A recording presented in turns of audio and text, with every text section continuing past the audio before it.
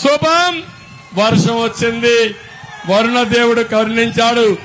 అందరికీ న్యాయం చేసే బాధ్యత నాది. ఆశీర్వదించమని కోరుతూ రాష్ట్రంలో ఉండే 5 కోట్ల మందికి మరొకసారి నమస్కారాలు తెలియజేసుకుంటూ చిత్తూరు సభ అదరగొట్టింది, రాష్ట్రానికి ఊపిచ్చింది, ఊతాన్నిచ్చింది. గెలుపు మనదే. ఎవరు ఎదురు అడ్డుకోలేరు, ఎవరు రాలేరు.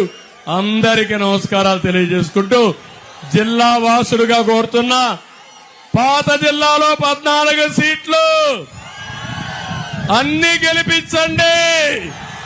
తర్వాత ఏం చేస్తానో చేసి చూపిస్తానని మీ అందరికీ హామీ ఇస్తూ అందరికీ నమస్కారాలు. జై హింద్.